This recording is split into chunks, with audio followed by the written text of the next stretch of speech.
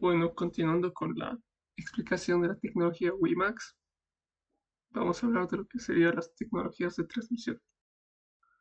Bueno, para entender las tecnologías de transmisión tendremos que saber que es una combinación tanto de lo que sería OFDM y OFDMA, una modulación adaptativa y FS que justamente hace que WiMAX pueda ofrecer altas tasas de transmisión con una baja tasa de error y a su vez una gran robustez frente al ruido o incluso entornos con mucha interferencia o movimiento.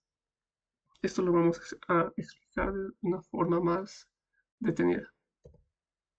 Bueno, primero vamos a ver lo que sería la multiplexación o FDM, que significa justamente la multiplexación de la división de frecuencia ortogonal, que se utiliza justamente para dividir el canal en muchas subportadoras ortogonales.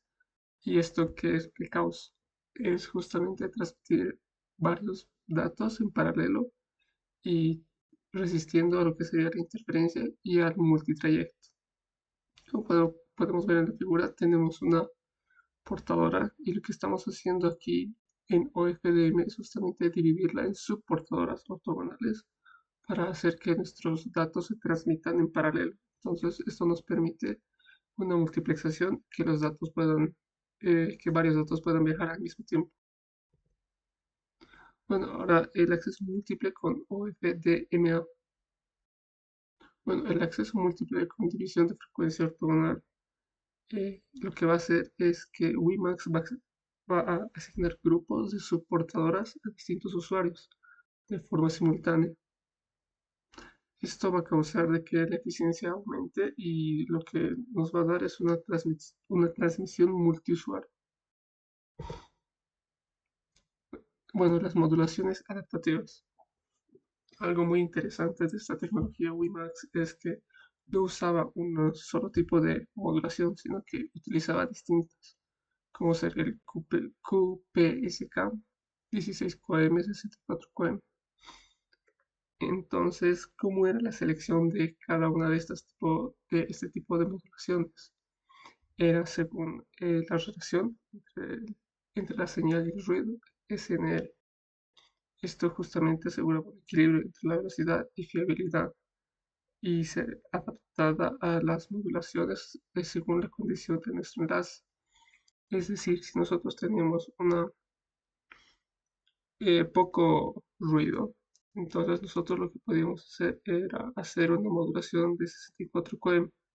Entonces es, como sabemos, 64 QM lleva muchos más datos que 16 QM. Justamente al tener un bajo ruido era algo realizable.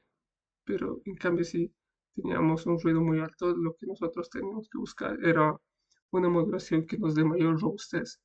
Entonces, justamente este tipo de modulación adaptativa ha permitido que de forma automática seleccionar cuál es la mejor manera. Entonces, teníamos una alta eficiencia. Bueno, ahora vamos a ver lo que sería la codificación y corrección de errores. Lo que teníamos en,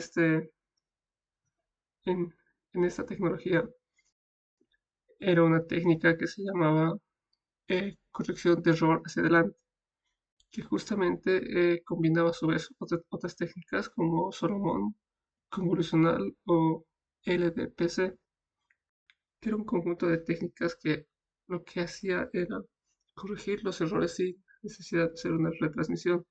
Eso nos permitía un enlace de calidad y a su vez solucionar los errores. Como se puede ver en la imagen, tenemos un conjunto de datos binarios que van a ser transmitidos y en el momento de la transmisión vamos a tener algunas pérdidas o modificaciones en nuestros datos. Sin embargo, con esta técnica del FS, lo que permitíamos hacer era detectar y corregir esas señales y manteníamos la calidad del enlace de manera íntegra o al menos de manera muy aproximada. Bueno, ahora voy a hablar de lo que es el espectro y los canales de WiMAX. Esta tecnología operaba en bandas licenciadas que era de 3,5 GHz, de 10 a 16 GHz, y en algunas bandas que no estaban licenciadas, 2,3 GHz, 5,8 GHz. Esto era variable según la regulación de cada país, y estas bandas permiten tanto servicios móviles como fijos. Los canales se podían configurar, por ejemplo, entre 1,25 y los 20 MHz, y se ajustaba al entorno y a la capacidad que se necesitaba. Un mayor ancho de banda, un mayor ancho de canal implicaba más velocidad, pero a su vez mayor interferencia, por lo cual se tenía que buscar un parámetro adecuado para encontrar el balance. Bueno, ahora vamos a ver lo que son los modos de duplexación. En esta tecnología teníamos dos modos de duplexación, que era el FDD, que era por división de frecuencia. Lo que se hacía era usar dos frecuencias separadas. Una frecuencia justamente para subir los datos y otra frecuencia para bajar. Y también el otro modo de duplexación era el TDD, que era una división por tiempo. Entonces alternaba justamente lo que era un momento de transmisión y otro momento de recepción en el mismo canal, de acuerdo a unos intervalos de tiempos fijos. Entonces, en este caso podemos ver cómo en un instante de tiempo, en un periodo está de descarga y en otro de carga. Entonces, se utilizaba solo un mismo canal. Bueno, la estructura general de la red WiMAX. La arquitectura se dividía en dos bloques. Uno era el ASN, la red de servicio de acceso, y el otro era el CSN, la red de servicio de conectividad. Ambos trabajaban juntos para dar acceso, autenticación y conectividad IP al usuario final.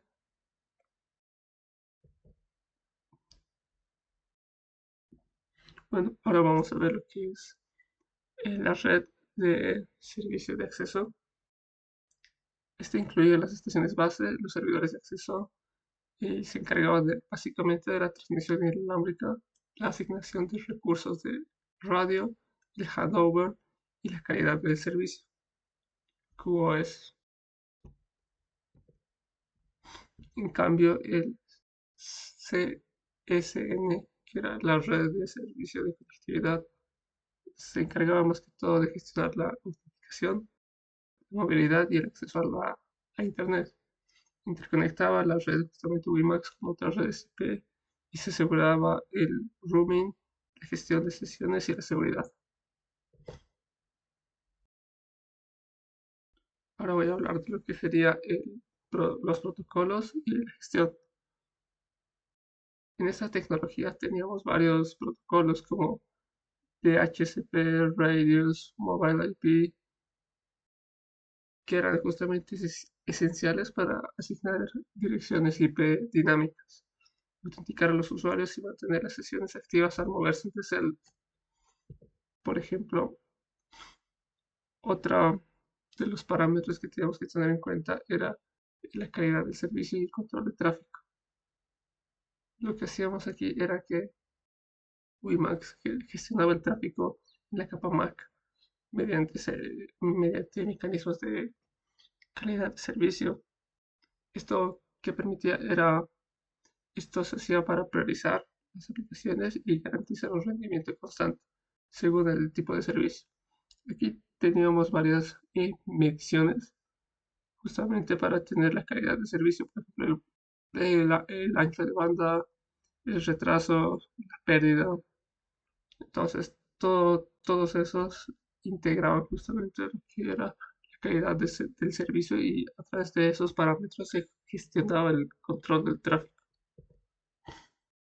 Bueno, ahora vamos a ver lo que es UGS, que estaba diseñado justamente para servicios de tasa constante, como voz sobre IP.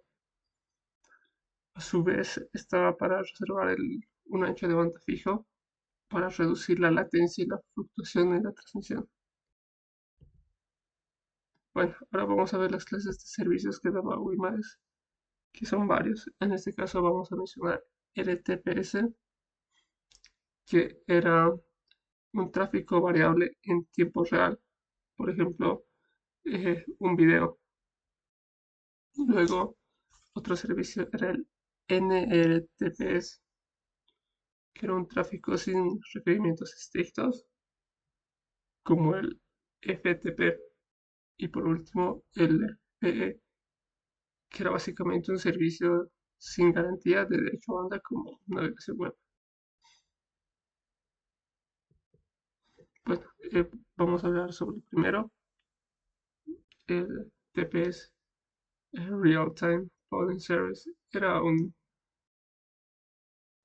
Primero vamos a ver cuál era el tipo de tráfico en este protocolo, que se usaba en aplicaciones de tiempo real. Justamente se usaba para datos variables como videos, videoconferencias o voz comprimida. Los paquetes se tenían que enviar dentro de un retardo permitido, es decir, había un delay máximo que era tolerable. No tenía una tasa fija y el ancho de banda fluctuaba según la cantidad de datos que había. El sistema solicitaba periódicamente al usuario si tenía datos para enviar. Y esto, como se hacía, había un mecanismo MAC, que era el nodo base, que otorgaba oportunidades de transmisión periódica mediante solicitudes, manteniendo una latencia baja. Y justamente esto se hacía para evitar un cuello de botella que daba la congestión. Todo esto se hacía con el objetivo de garantizar eh, justamente la transmisión de datos en tiempo real y la fluidez en servicios audiovisuales. Bueno, ahora vamos con el siguiente, el NRTPS. En este protocolo era todo lo contrario. El tipo de tráfico no era en tiempo real, sin embargo se necesitaba un rendimiento mínimo asegurado. Esto para que se usaba justamente para transferencias o correos electrónicos con archivos grandes o cargas de servidores. Esto se hacía cuando nosotros necesitábamos seguridad en la transmisión de nuestros datos. No queríamos de que sea necesariamente rápido, por lo cual no teníamos una latencia muy estricta. Entonces lo que hacíamos era tener un ancho de banda promedio para mantener el rendimiento. El mecanismo MAC, la ABS, asignaba intervalos de transmisión de forma periódica o bajo demanda, según la disponibilidad del canal. El objetivo justamente era garantizar estabilidad para los flujos grandes de datos sin tener algún dato perdido. Bueno, ahora vamos a ver lo que es el best effort. Este tipo de tráfico no tenía requerimientos de lo que era la calidad del servicio ni garantías del ancho de banda, como era navegación. En la navegación web, mensajería o descargas ligeras. Esto se hacía cuando había recursos libres y no había ninguna prioridad sobre los canales. En este protocolo lo que nosotros podíamos permitir eran unos retrasos o pérdidas justamente en condiciones de congestión. En este mecanismo MAC, los usuarios tenían que esperar la disponibilidad de la red y si el canal estaba saturado, el tráfico se pospone o se descarta. Justamente el objetivo era aprovechar la capacidad máxima de la red sin comprometernos. Y por último tenemos la asignación dinámica de recursos. Cada flujo que hemos visto tenía prioridad y un ancho de banda garantizado o adaptable. Y el sistema justamente se ajustaba de forma dinámica a la capacidad del canal dependiendo de las condiciones del enlace.